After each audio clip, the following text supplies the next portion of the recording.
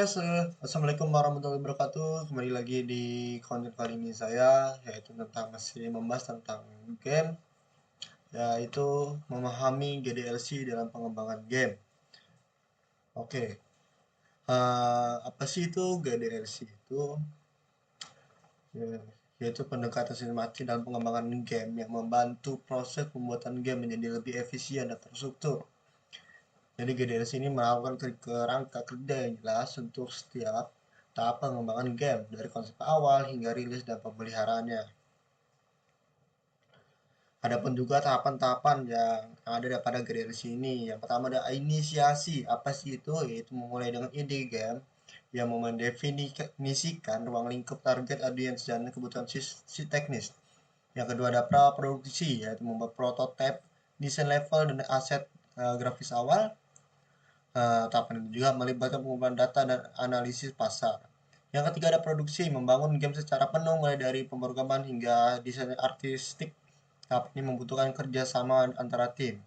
Yang terakhir yaitu pengujian, menguji gameplay, mengidentifikasi bug, dan melakukan perbaikan berdasarkan feedback. Tahap penting untuk memastikan kualitas game. Ya, selanjutnya yaitu inisiasi dan pra-produksi. Nah, jadi ada yang pertama ada ide dan konsep ya, memilih ide game yang menarik dan mendefinisikan elemen inti game seperti genre, mekanik dan cerita. Terus ada targetnya juga ya, menganalisis demografi target pemain, memahami preferensi mereka dan menyesuaikan desain game dan dengan mereka. Yang ketiga ada analisis pasar, yaitu menilai pasar genre, pasar game, meneliti pesaing dan mengidentifikasi potensi kesukaan game. Yang terakhir ada perencanaan dan rencana, membuat timeline proyek dan menentukan sumber daya yang dibutuhkan dan menetapkan milestone untuk pemajuan. Oke, produksi. Yang pertama ada pengembangan game, membangun semua aspek game termasuk level desain, terus pemrograman dan desain artistik. Yang kedua ada desain level, menciptakan lingkungan game, membuat level dan menentukan alur permainan. Yang ketiga ada pemrograman, yaitu menerjemahkan desain game ke dalam kode, membangun logika game dan memastikan fungsi game. Yang keempat ada desain artistik, ya membuat karakter, lingkungan, atau muka pengguna UI yang menarik dan sesuai dengan konsep game. Yang kelima adalah musik dan juga suara. Menambahkan musik dan efek suara menghayati untuk meningkatkan pengalaman pemain. Yaitu untuk membuat suasana dari kita membawa game ini lebih asik lagi. Oke, lanjutnya ada pengujian. Pada pengujian ini terdapat pengujian bug, pengujian ngebug ya. Pengujian bug ini terdapat menemukan dan memperbaiki kesalahan dalam kode game untuk memastikan kinerja game yang stabil dan lancar.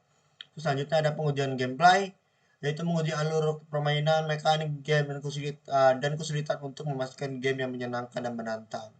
Terus ketiga ada pengujian keseimbangan, memastikan game adil dan menantang untuk semua pemain dan menyesuaikan tingkat kesulitan yang tepat. Yang terakhir ada pengujian feedback, yaitu menerima feedback dari pemain dan tim pengembang untuk mengidentifikasi area yang perlu diperbaiki. Terus yang selanjutnya yaitu rilis dan pemeliharaan. Yang pertama ada peluncuran game, terus kedua ada pemasaran dan promosi, yang ketiga ada pemeliharaan dan dukungan pelanggan. Terus apa sih pentingnya GDLC ini? Yang pertama ada efisiensi, yaitu membuat proses pengembangan game lebih terstruktur dan terorganisir. Yang kedua kualitas tinggi, memastikan kualitas game yang lebih tinggi dan proses pengujian yang sistematis. Yang ketiga ada pengalaman permainan yang lebih baik, menghasilkan game yang lebih lancar, menarik, dan memuaskan. Yang keempat adalah pengelolaan resiko, meminimalkan resiko kegagalan dengan perencanaan yang matang dan manajemen risiko.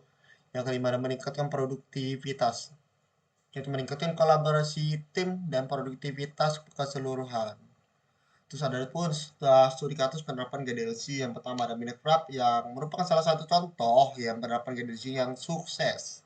Terus yang kedua ada Fortnite. Nah, itu pengembangan game menggunakan GDLC yang untuk mengelola konten dan pembaruan yang sering.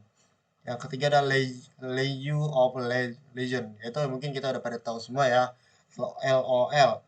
Tim pengembangan League of Legends atau bisa kita sebut LOL lah ya. menggunakan GDLC untuk memastikan kesuksesan dan game dalam jangka panjang. Oke sih, itu aja yang mungkin yang bisa saya bahas tentang GDLC. Dan sampai jumpa di konten saya selanjutnya dan bye bye.